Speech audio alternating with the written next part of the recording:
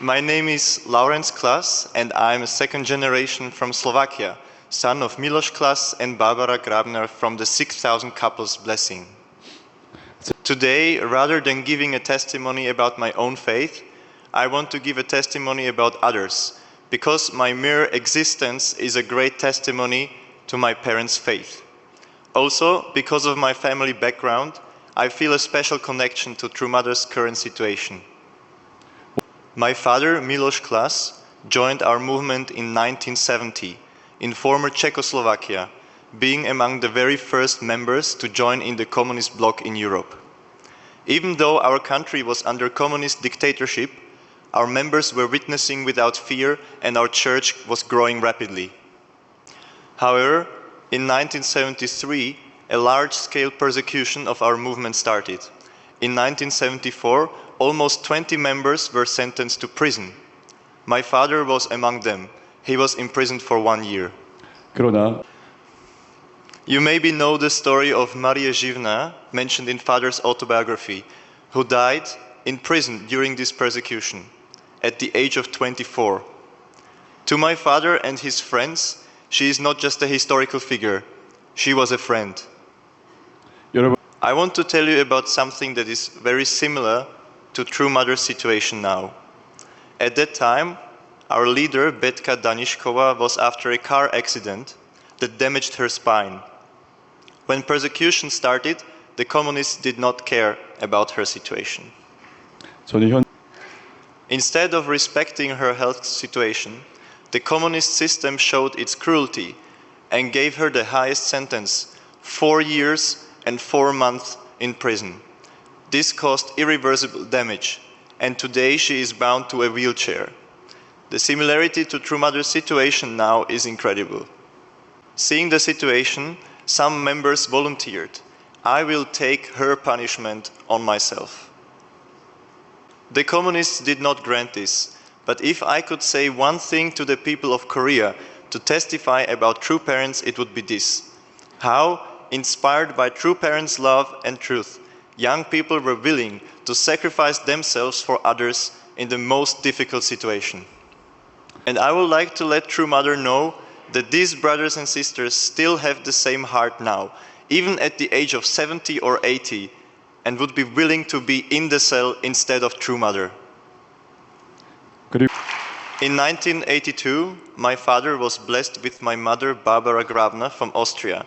You might know her as the author of the book Mission Butterfly.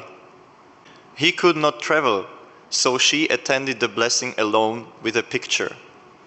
As a couple, with one partner from the free capitalist world and one from the communist world, they could not settle in peace. I can remember a story I heard as a child when my mother described how they were interrogated by the police about how they met. The fact that I'm standing here today is a great testimony to the unwavering faith of my parents.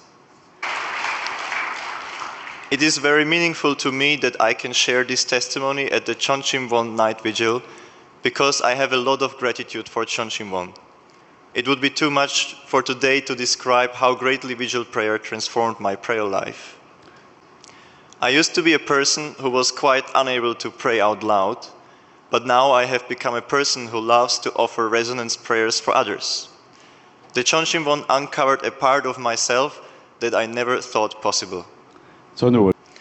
And now, through True Mother's situation, these prayers grew even stronger.